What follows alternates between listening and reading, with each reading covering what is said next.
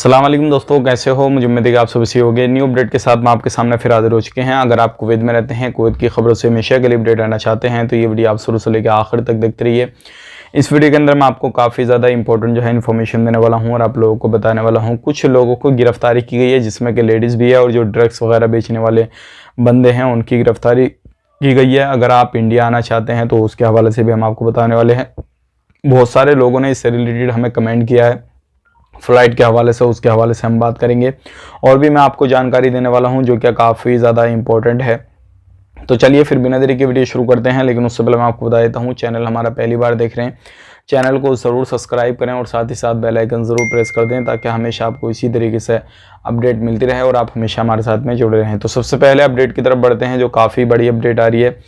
दो जो है, एक मर्द एक औरत को जो है एशियन बंदे हैं, दोनों को गिरफ्तार किया गया है और इनमें जो है ये जो काम करते थे अफीम वगैरह, जो भी गांजा वगैरह आता है, इस तरीके से जो भी ड्रग्स की जो चीज़ें आती हैं इस तरीके से ये सेल करने का यानी कि बेचने का काम करते थे। जब पुलिस वालों को मालूम पड़ा, जो खुफिया तरीके से जो लोग रहते हैं पकड़ने के लिए, इस तरीके से सारी चीज़ें उन्हें मालूम पड़ी तो उन्होंने जो था इनसे कॉन्टैक्ट करा और इनसे ये चीज़ें ख़रीदने का वादा किया। इस तरीके से लेडीज़ को पकड़ा और लेडीज़ को पकड़ने के बाद में उससे जो है पूछताछ वगैरह की। उसके बाद में उसके मर्द को भी पकड़ लिया, यानी कि जो उसके साथ में काम करता था।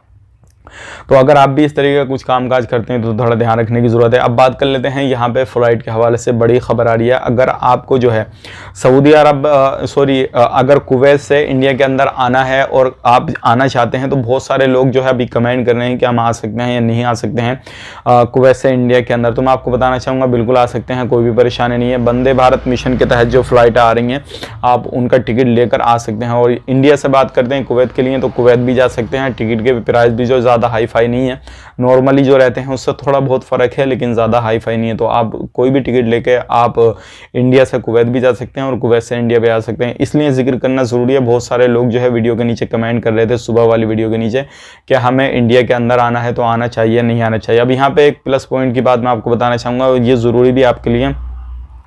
अगर आपको तीसरा डोज नहीं लगा है और आप कुवैत के अंदर अभी कामकाज करते हैं और घर पे आने की सोच रहे हैं तो अभी ना सोचें तो आपके लिए बेहतर रहेगा। क्योंकि अगर आप आ गए तो आपको आने के बाद में सिर्फ और सिर्फ जो ये पछतावा ही होगा और ना कि आपको परेशानी भी बहुत ज़्यादा हो जाएगी। क्योंकि आने वाले वक्त में कुछ पता नहीं है, अगर ये तीसरा डोज जो है कंपलसरी कर देंगे तो हो सकता है कि आपको जाने में बहुत ज़्यादा तकलीफ हो। और जो ओमिक्रॉन के वायरस के जो केसेज़ हैं वो भी अब निकलना शुरू हो गए हैं अलग अलग कंट्रियों में। लगभग 57 देशों की जो है बात चल रही है कि इतने देशों में ये फैल चुका है। तो आने वाले वक्त में अगर ये प्रॉब्लम हो गई, फ्लाइट वगैरह बंद होने लगी तो बहुत ज़्यादा मसला सामने हो जाएगा। तो इन चीज़ों का आपको खास करके ध्यान रखना है।